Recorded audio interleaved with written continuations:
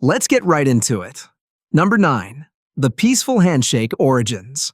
When you greet someone new with a handshake, you're participating in what we think of as the universal sign of hello. But it actually started as a sign of, I'm not going to kill you. In ancient times, when you met a stranger, you had to be careful. They could have a weapon. Since most people were right-handed, they carried their swords or daggers in their right hand. To show you came in peace, you would offer your empty right hand. The other person would do the same. Grasping hands proved you weren't holding a weapon. And the up and down shaking motion? That wasn't just for fun. It was to shake loose any small knives hidden up the other person's sleeve. It was a security check disguised as a friendly greeting, a way to control a potentially violent situation and make sure you live to see another day. Number 8.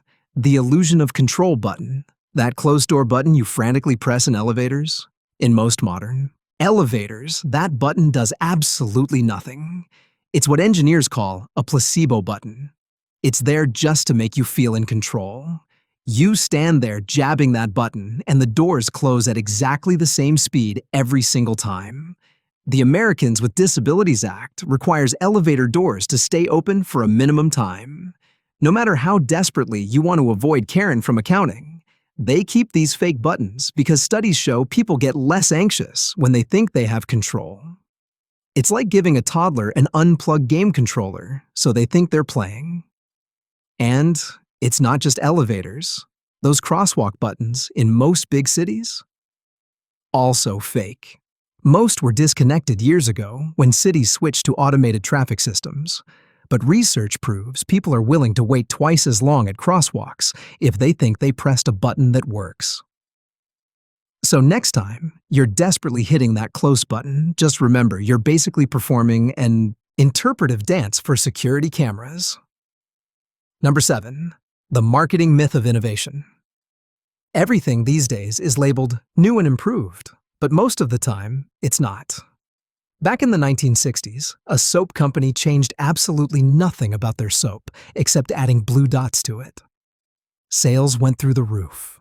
People thought the blue dots meant the soap was more powerful. It wasn't. Those dots were just colored bits of dye that dissolved instantly in water. Companies make tiny, often meaningless changes to their products. They change the shape of the bottle slightly, add a new, fresh scent that's basically the same as the old one, or slap the words "new formula" on the package when the only thing that changed was the font size. And we fall for it every time. Our brains are wired to think new means better. We're stuck in this endless loop of buying the same stuff over and over just because the package says it's improved. The most insane part is that companies plan for this.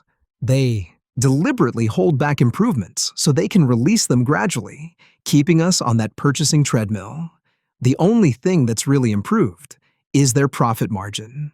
Number 6. The restaurant revenue strategy. The appetizer, main course, and dessert structure isn't some ancient culinary wisdom. It's a scheme restaurants cooked up to make you spend more money.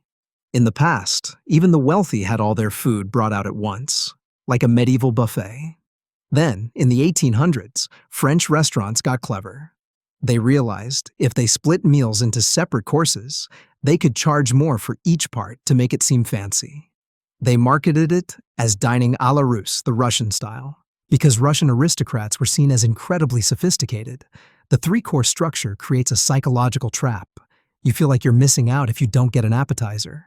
And once you've had 2 courses, it feels wrong not to complete the experience with dessert. It's basically FOMO for food. This style of eating we consider normal was literally reserved for royalty just a few centuries ago. Number 5. The wrapping paper industry scam.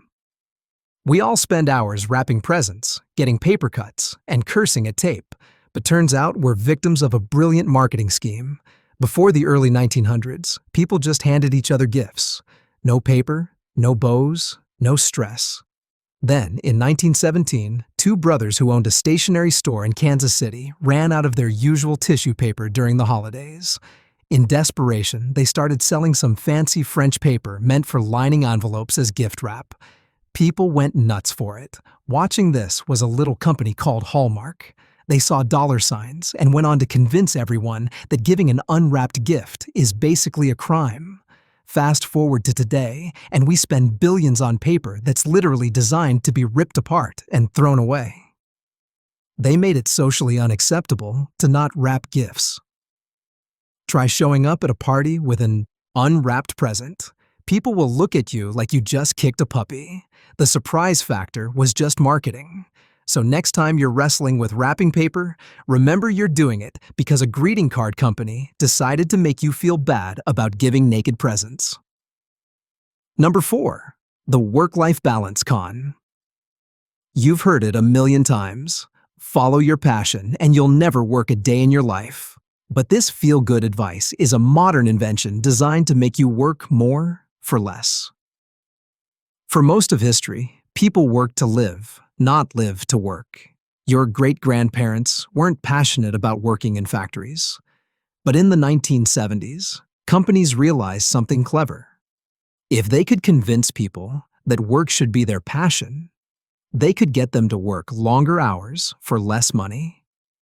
If you're following your passion, suddenly unpaid overtime becomes grinding for your dreams.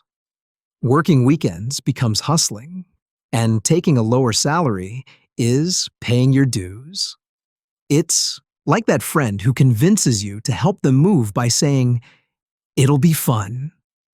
Except this friend is capitalism.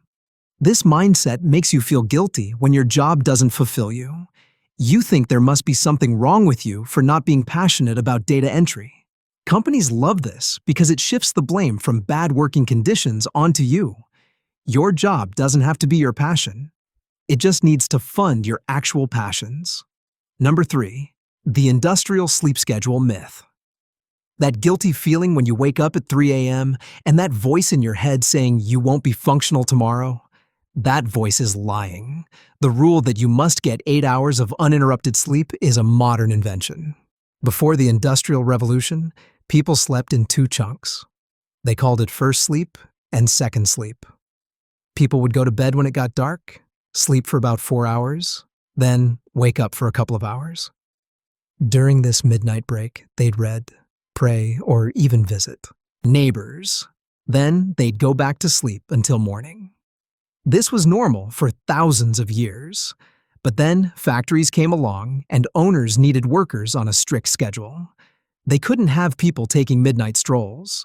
So they pushed the idea that normal sleep means lying unconscious for 8 straight hours. The crazy part is, your body still remembers the old way. That's why you might wake up in the middle of the night feeling surprisingly alert. Your body isn't broken. It's just running on its original factory settings.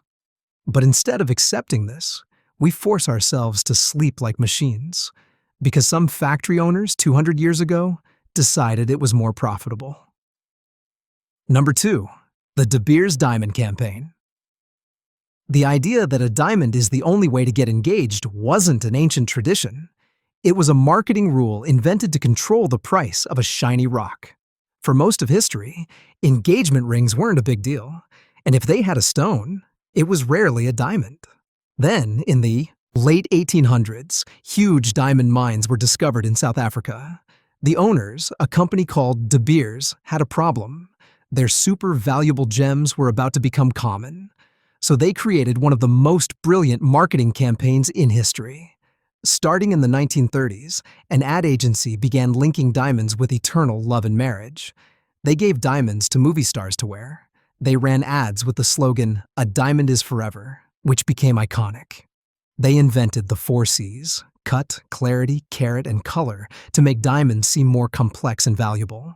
They told men that the size of the diamond showed the size of their love, and it worked. An entire society was convinced you couldn't get engaged without a diamond. Number 1, the worker exploitation custom. That optional tip you leave at a restaurant is a remnant of a system designed to exploit workers. Tipping in America has a dark history. It started after the Civil War, when wealthy Americans traveling in Europe saw aristocrats giving extra to servants. They brought the custom to the US to feel fancy. But it took on a much uglier purpose here. After the abolition of slavery, employers, especially in the restaurant and railroad industries, refused to pay formerly enslaved African Americans a fair wage. Instead, they forced workers to live entirely off tips from customers. It was a way for employers to get cheap or even free labor. It created a disgusting power imbalance where a worker's livelihood depended entirely on the whims and racial biases of the customer.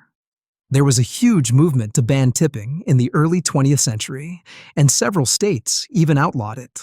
But the powerful restaurant industry fought back hard to keep their labor costs at zero, and eventually they won. That's all for today. I'll be making similar videos in the future. Subscribe to see them.